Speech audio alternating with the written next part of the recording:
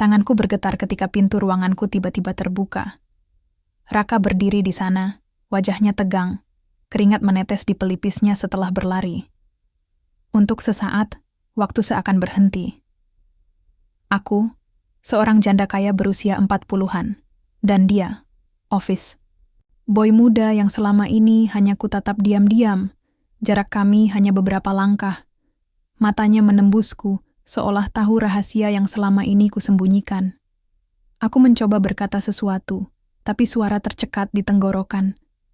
Dan tiba-tiba, tanpa rencana, tanpa logika, aku sadar. Hatiku bergetar bukan pada kursi direktur yang kugenggam selama ini, melainkan pada pria sederhana yang berdiri di depanku.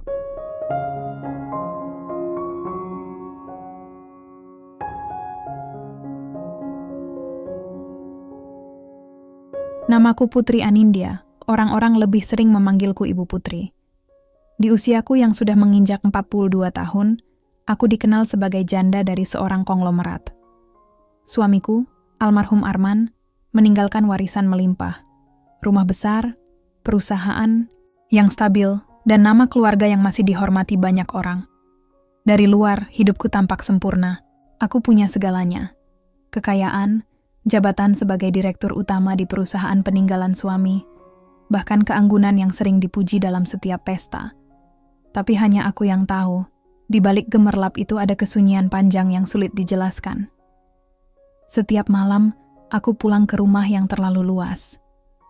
Setiap pagi, aku duduk di ruang direksi dengan meja kayu jati yang dingin, membaca laporan demi laporan tanpa ada yang benar-benar membuat jantungku berdegup. Semua terasa hampa, seolah aku hanya menjalani rutinitas. Sampai suatu hari, mataku terhenti pada sesuatu yang sederhana.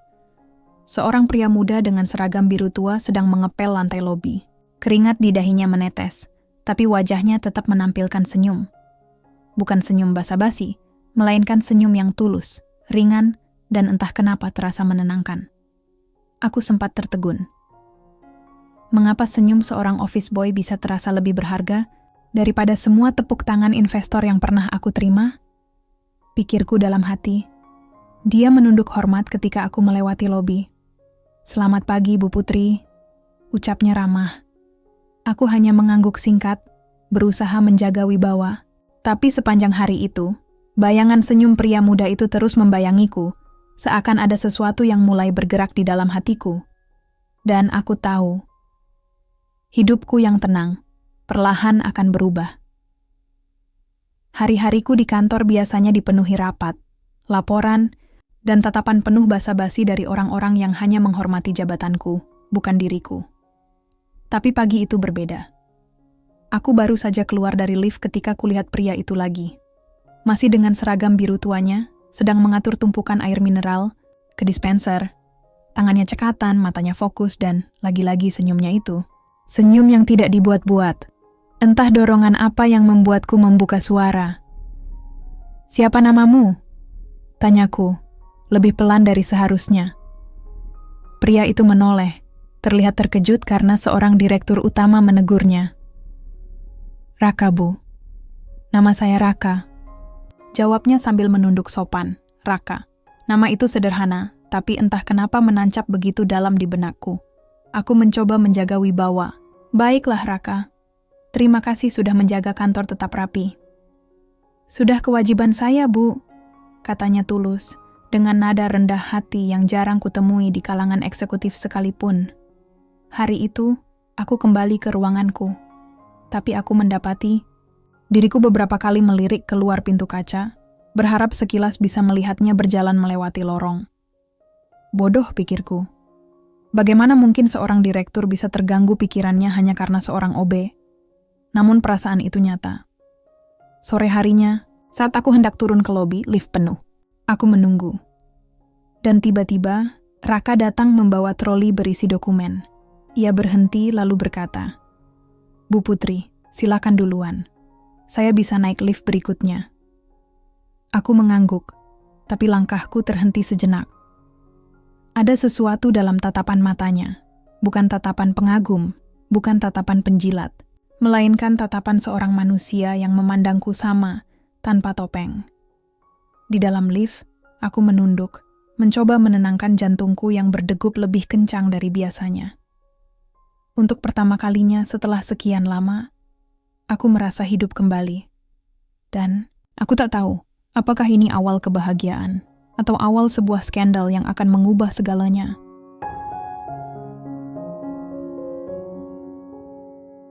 Pagi itu hujan deras, jalanan menuju kantor macet parah. Saat mobilku akhirnya berhenti di basement, aku melihat sosok yang tak asing.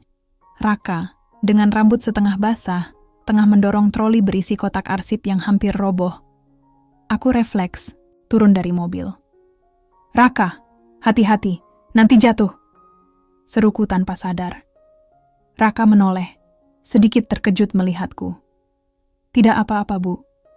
Saya sudah terbiasa," katanya sambil tetap menahan kotak-kotak itu agar tidak berhamburan.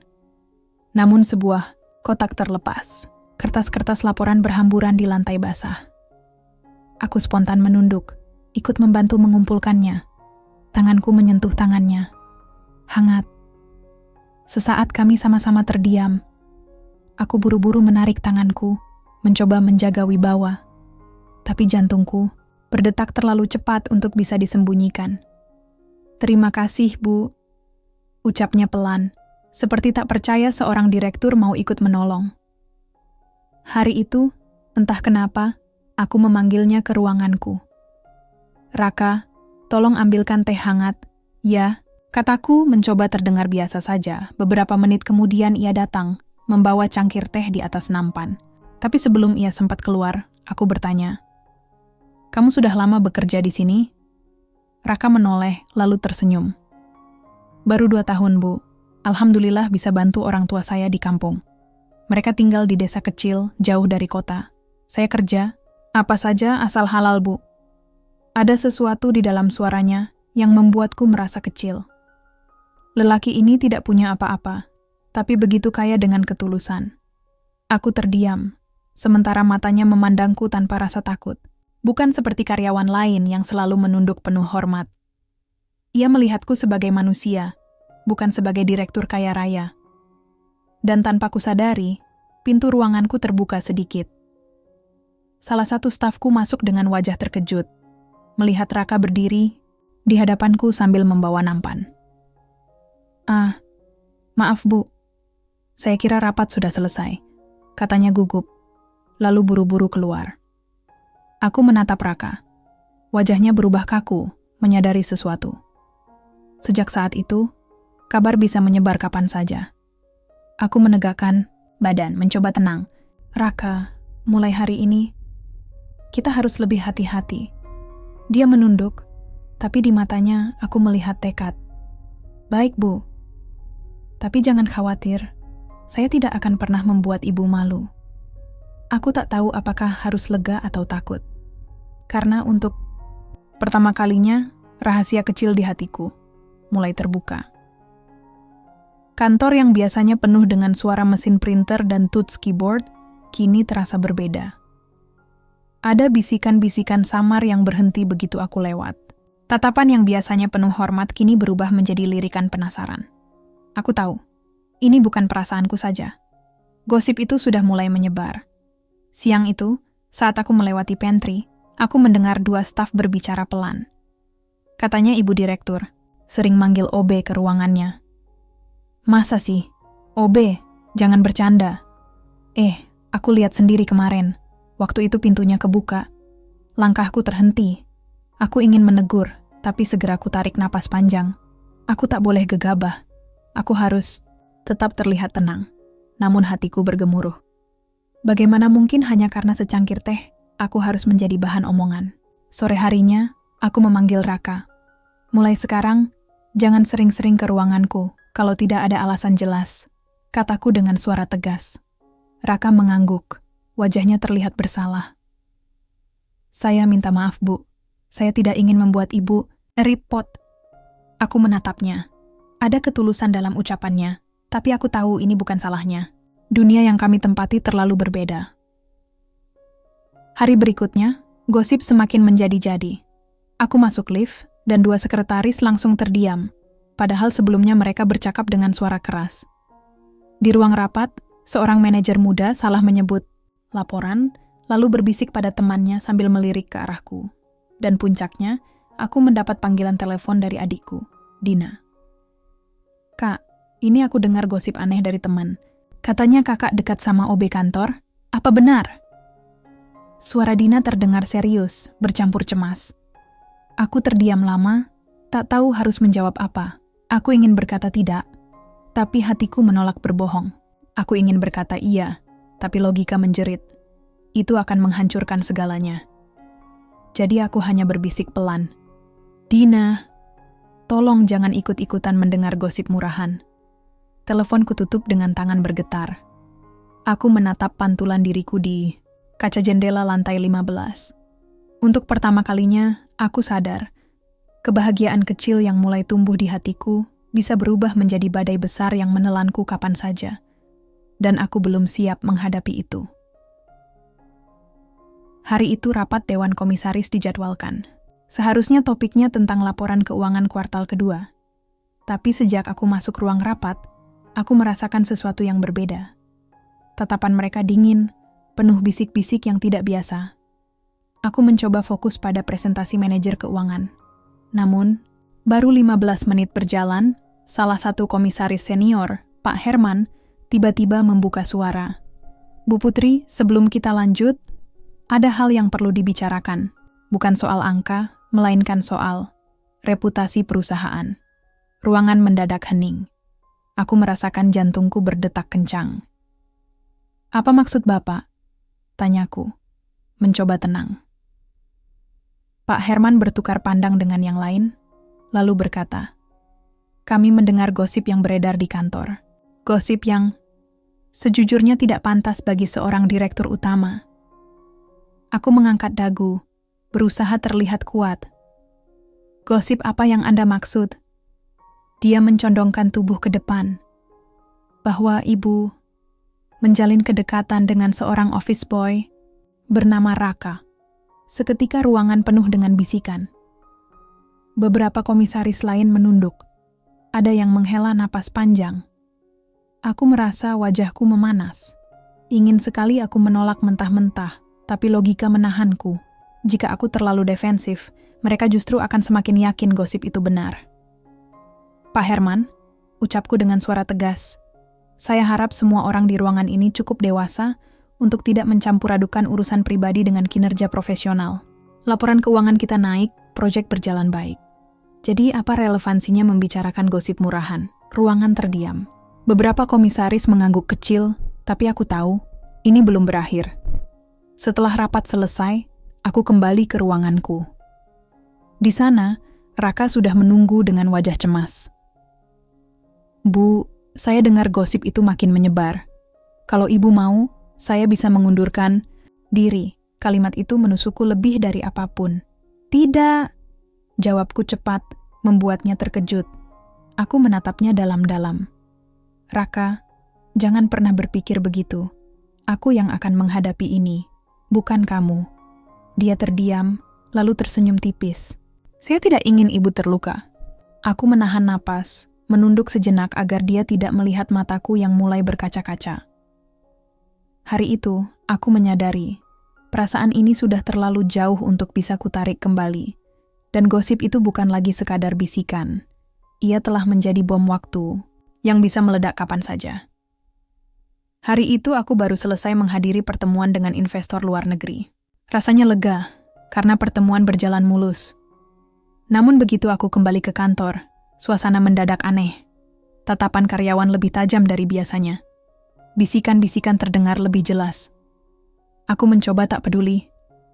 Sampai sekretarisku, Ratna, masuk ke ruangan dengan wajah panik.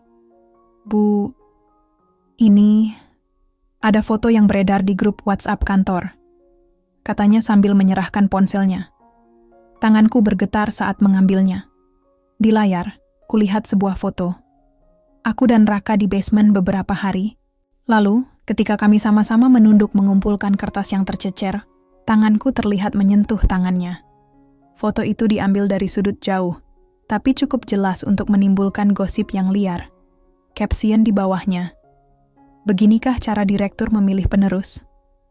Aku menutup mulut dengan tangan. Jantungku serasa berhenti berdetak.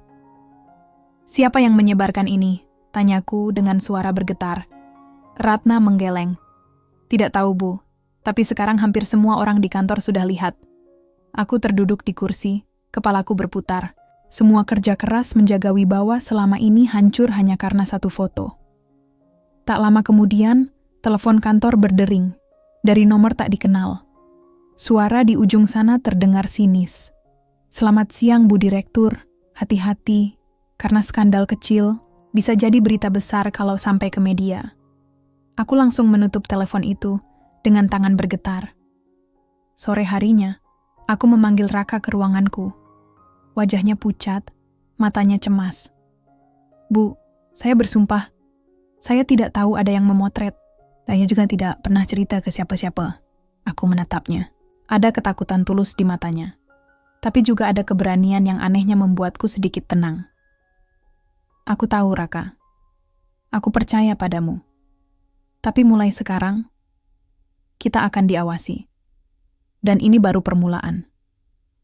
Di luar jendela, langit Jakarta mendung, berat. Aku menatap awan gelap itu, sadar betul bahwa badai yang sesungguhnya baru saja dimulai.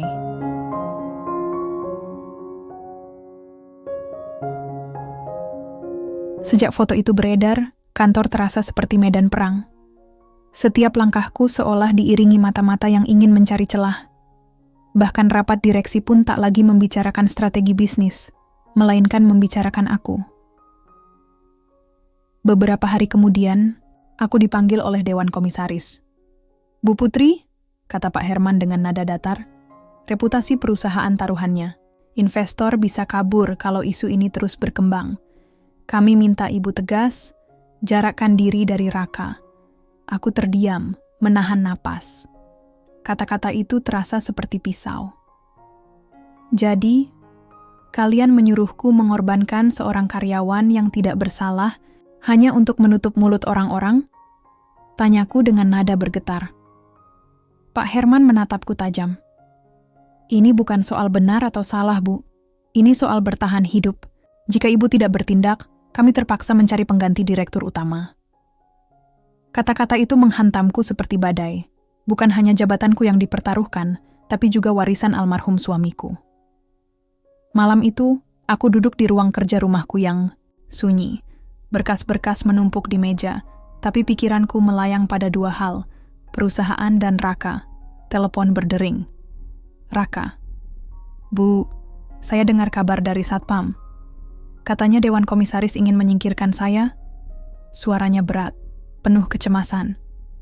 Aku menutup mata, berusaha menahan air mata. Raka, mungkin memang lebih baik kalau kamu... Tidak, Bu. Potongnya cepat. Jangan katakan itu. Saya tidak peduli kalau harus kehilangan pekerjaan ini. Tapi saya tidak mau melihat Ibu sendirian menghadapi semua ini. Kata-katanya membuat hatiku bergetar. Ada ketulusan yang sulit kutemukan di dunia penuh kepura-puraan ini. Aku sadar, di hadapanku kini ada dua jalan. Menyingkirkan Raka demi menjaga jabatan dan reputasi perusahaan, atau melawan arus, mempertahankan sesuatu yang bahkan belum sempat kuakui dengan jujur. Perasaan ini. Aku menatap keluar jendela. Jakarta malam itu penuh cahaya lampu, tapi hatiku terasa gelap. Dan aku tahu, pilihan yang kuambil akan menentukan seluruh hidupku. Pagi itu aku baru turun dari mobil di lobi kantor, ketika kilatan kamera tiba-tiba menyergapku. Dua orang wartawan berdiri di depan pintu masuk, menyodorkan mikrofon. Bu Putri, benarkah Anda menjalin hubungan dengan seorang office boy bernama Raka? Apakah benar gosip di dalam perusahaan itu fakta? Aku tercekat. Satpam buru-buru menghalau mereka. Tapi kilatan kamera sudah keburu mengabadikan wajahku yang panik. Di ruanganku, aku duduk terpaku. Foto di basement saja sudah cukup mengguncang. Bagaimana jika berita ini sampai ke media nasional? Perusahaan bisa goyah, investor kabur, reputasi keluarga hancur. Telepon berdering. Kali ini dari adikku, Dina. Suaranya tinggi, penuh tekanan. "Kak, apa-apaan ini? Aku baca di portal berita gosip. Nama keluarga kita dipermalukan, Kak. Bayangkan perasaan anak-anak karyawan, teman-teman, bahkan keluarga besar. Kakak harus hentikan semua ini sekarang juga." Aku mencoba menahan air mata. "Dina, aku tidak melakukan hal memalukan. Aku berhenti. Kata-kata itu tak sanggup keluar.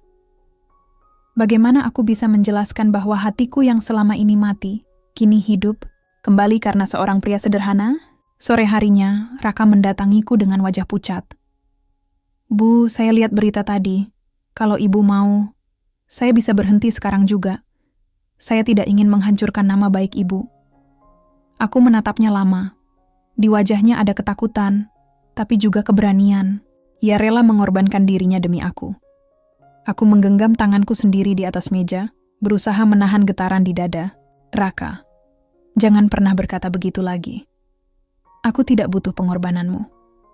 Yang aku butuhkan adalah ketulusanmu tetap ada di sisiku." Dia menunduk, menahan sesuatu di matanya. Lalu perlahan berkata, "Kalau begitu, Bu, apapun yang terjadi, saya tidak akan pergi." Aku terdiam. Di luar jendela lampu-lampu kota mulai menyala. Namun aku tahu, cahaya yang sesungguhnya kini ada di ruanganku. Dari pria sederhana yang berani bertahan, bahkan ketika dunia mulai membencinya. Tapi jauh di dalam hati, aku juga tahu, badai yang akan datang, jauh lebih besar dari ini. Hari itu rapat dengan investor asing berlangsung tegang. Presentasi sudah disiapkan sempurna, grafik keuntungan naik, proyek berjalan sesuai rencana, namun salah satu investor tiba-tiba menutup berkasnya dan menatapku dengan sorot tajam. "Maaf, Bu Putri, kami menghargai profesionalisme Anda, tapi kami juga membaca berita gosip tentang kehidupan pribadi Anda. Kami khawatir isu itu bisa mengganggu kredibilitas perusahaan di mata publik." Aku tercekat. Investor lain mengangguk pelan, seakan mendukung pernyataan itu. Seumur hidupku, tidak pernah kubayangkan bahwa keputusanku sebagai seorang wanita bisa dijadikan alasan untuk meragukan kemampuanku sebagai pemimpin. Setelah rapat, aku berdiri sendiri di lorong kantor yang sepi. Suara langkah kaki terdengar. Raka. Ia berdiri beberapa meter dariku, ragu untuk mendekat. Aku menoleh. "Raka, apa kau sadar? Hidup kita berdua sekarang bukan hanya tentang kita. Seluruh perusahaan, ratusan karyawan, bahkan keluargaku. Semua ikut terseret." Dia menunduk, wajahnya tegang. "Saya tahu, Bu. Dan saya siap disalahkan, siap dikorbankan. Asal ibu tetap bisa bertahan." Aku menutup mata. Kata-katanya bagai pisau yang mengiris hatiku. "Jangan pernah bilang begitu lagi. Aku sudah terlalu sering mengorbankan perasaanku demi nama baik, demi gengsi, demi status. Kali ini, aku tidak ingin mengorbankan apa yang membuatku merasa hidup." Raka menatapku, matanya bergetar. "Jadi, apa yang ibu inginkan?" Aku menarik napas panjang, menegakkan bahu. "Aku akan melawan. Aku tidak akan mundur hanya karena cinta dianggap salah. Jika mereka ingin menyingkirkanku, biarlah. Tapi aku tidak akan menyangkal hatiku sendiri." Raka terdiam lama, lalu tersenyum samar. Senyum yang dulu, senyum yang pertama kali membuatku terhenti di lobi. "Kalau begitu, Bu, saya akan berdiri di samping ibu. Apapun yang terjadi." Aku mengangguk, merasakan keberanian yang selama ini kupendam akhirnya muncul ke permukaan. Namun di lubuk hati, aku tahu, keputusan ini akan menuntunku pada ujian terberat yang pernah kualami. Dan mungkin, aku harus kehilangan segalanya.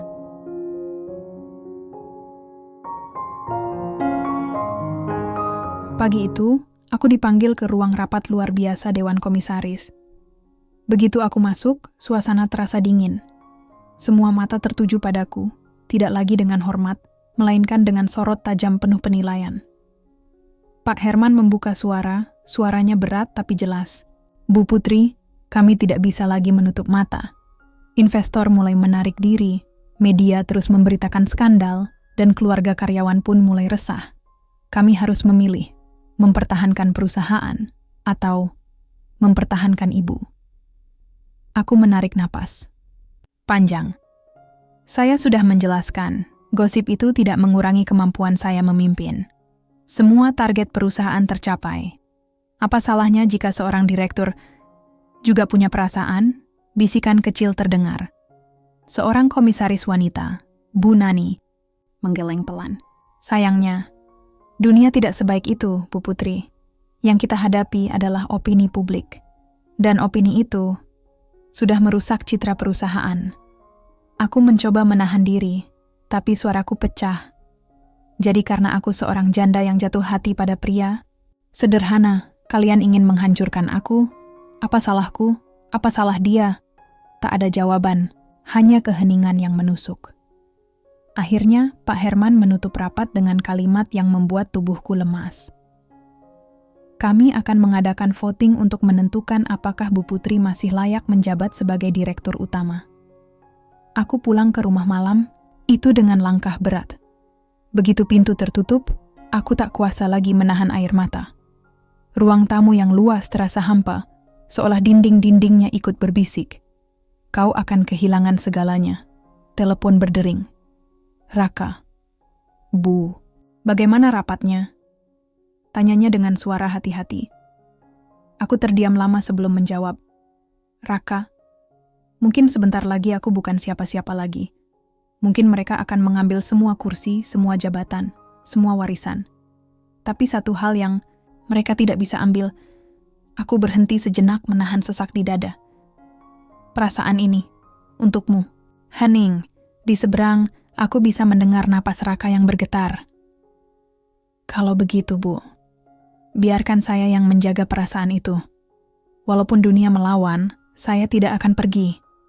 Air mataku jatuh.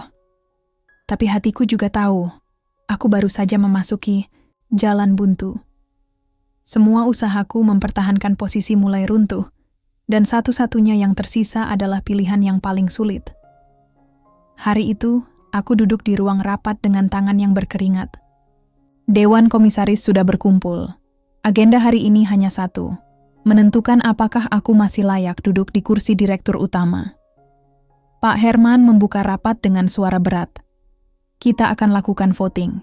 1 suara untuk mempertahankan, 1 suara untuk memberhentikan.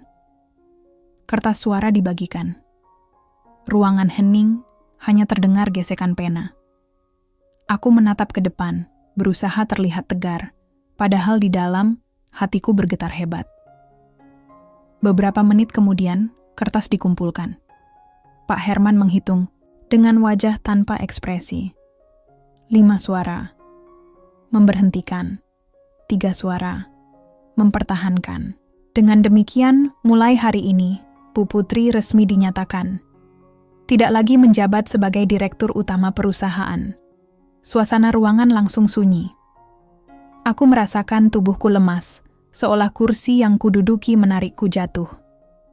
Dunia yang selama ini ku pegang erat, jabatan, warisan, reputasi, semuanya hilang dalam sekejap. Aku berdiri perlahan. Baik, kalau ini keputusan kalian, aku menerimanya. Tapi ingat satu hal, kalian mungkin bisa mengambil kursi dan jabatanku, tapi kalian tidak bisa mengambil siapa diriku sebenarnya. Aku melangkah keluar dari ruangan dengan kepala tegak. Meski air mataku hampir pecah. Di lorong, Raka sudah menungguku. Wajahnya penuh cemas. Bu, bagaimana hasilnya? Aku menatapnya, lalu tersenyum getir. Mereka sudah memecatku. Dia terdiam, matanya berkaca-kaca. Saya minta maaf, Bu. Semua ini terjadi karena saya. Aku menggeleng. Tidak, Raka. Jangan pernah katakan itu. Ini terjadi karena keberanianku mengakui perasaanku, dan aku tidak menyesal. Namun jauh di dalam hati aku tahu, inilah titik terendah dalam hidupku. Semua yang kupunya telah direbut. Dan sekarang, yang tersisa hanya satu pilihan terakhir, hidup sederhana bersamanya, atau meninggalkan semuanya, demi kembali ke dunia yang dulu. Aku menatap Raka lama. Mulai sekarang, Hanya ada aku dan kamu. Pertanyaannya, apakah kau siap menanggung dunia yang akan melawan kita?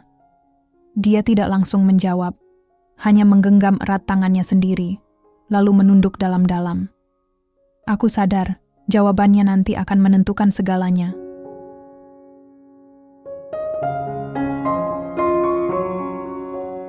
Hari-hari setelah aku turun dari kursi direktur terasa asing. Tidak ada lagi deretan mobil mewah menungguku di lobi. Tidak ada lagi rapat penuh gengsi. Tidak ada lagi panggilan Bu Direktur yang dulu membanggakan. Yang ada hanya ruang tamu, yang sunyi, meja makan panjang yang terasa kosong, dan rasa sepi yang menggantung di udara. Namun, di tengah kehampaan itu, ada satu cahaya kecil. Raka. Suatu sore, dia datang ke rumahku dengan langkah ragu. Membawa sebuah kotak makan dari tangannya yang sederhana. Bu, saya tidak bisa memberikan banyak, tapi saya masak sendiri. Semoga ibu mau mencicipi. Aku tersenyum tipis. Raka, aku tidak lagi punya segalanya. Apa kau masih yakin mau ada di sisiku? Dia menatapku lurus. Saya tidak mencintai ibu karena kursi direktur atau rumah besar ini. Saya jatuh cinta pada hati ibu. Dan hati itu tidak akan pernah hilang meski semua yang lain dirampas. Air mataku menetes. Kali ini bukan karena kesedihan, melainkan rasa haru yang menenangkan. Hari-hari berikutnya, aku mulai belajar hal-hal kecil yang dulu tidak pernah kusentuh. Belanja ke pasar, menawar harga, memasak nasi sendiri, mencuci piring. Tanpa bantuan, awalnya terasa canggung, bahkan melelahkan. Tapi di sisi lain, aku merasakan sesuatu yang selama ini hilang. Kebebasan. Suatu malam, setelah seharian belajar memasak dengan Raka, aku menatap piring sederhana di meja makan. Hanya nasi, sambal, dan tempe goreng, tapi rasanya lebih nikmat. Dari jamuan mewah di Hotel Bintang 5, aku menoleh ke Raka. Mungkin dunia mengira aku kalah, tapi malam ini, aku merasa menang.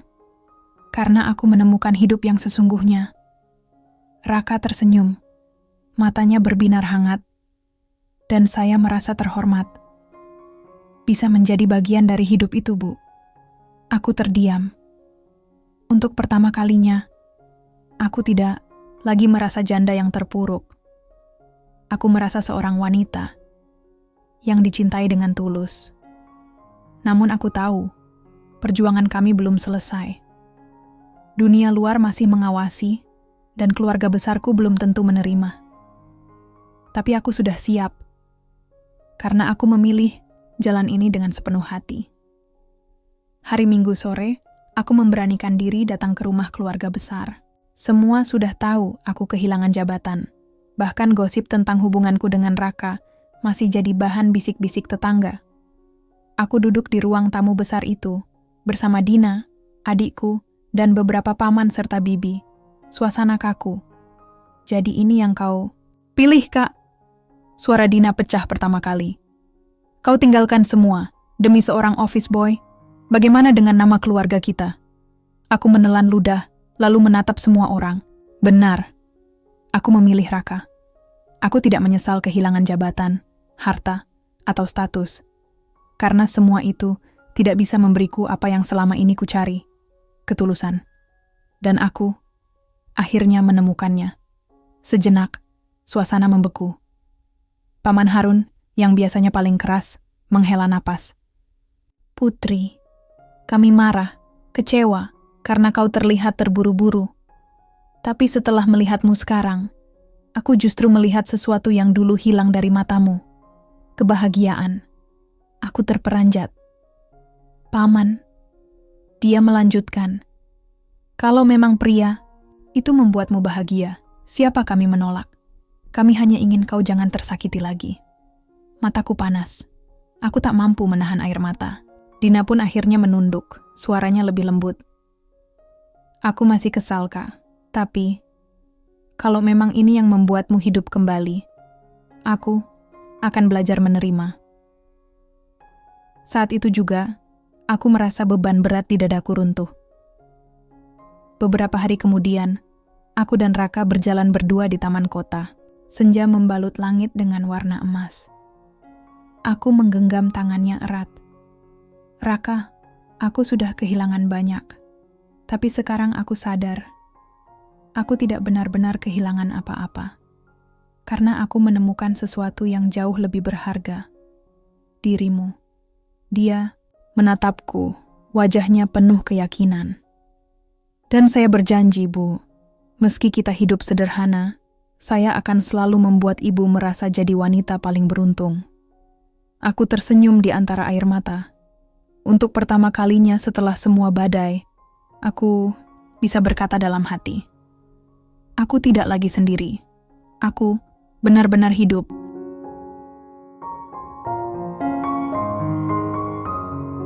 Setahun telah berlalu sejak aku meninggalkan kursi direktur. Hidupku kini jauh berbeda, lebih sederhana, lebih sunyi, namun juga lebih damai. Aku membuka kafe kecil di pinggir jalan bersama Raka. Kami menamainya Cahaya Hati, karena dari sinilah aku belajar bahwa kebahagiaan sejati bukan datang dari gemerlap harta, melainkan dari hati yang tulus. Setiap pagi aku ikut menata meja, menyeduh kopi, dan menyapa pelanggan. Sesuatu yang dulu mungkin dianggap terlalu rendah bagiku, kini justru memberi rasa bangga.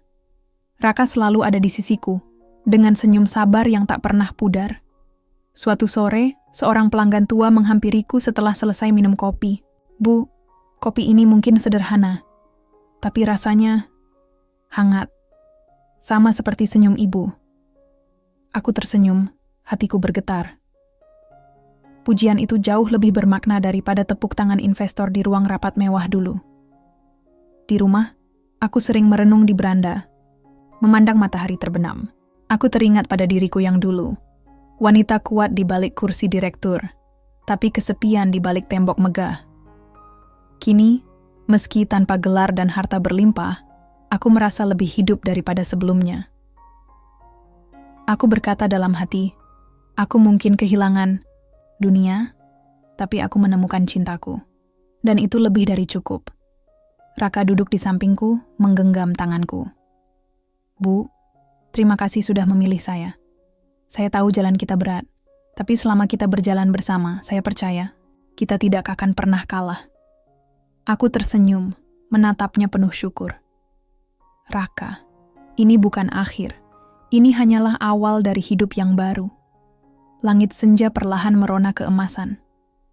Dan di dalam hati, aku tahu, perjalanan panjang penuh badai itu telah membawaku ke satu titik yang tak pernah kubayangkan, kebahagiaan sejati.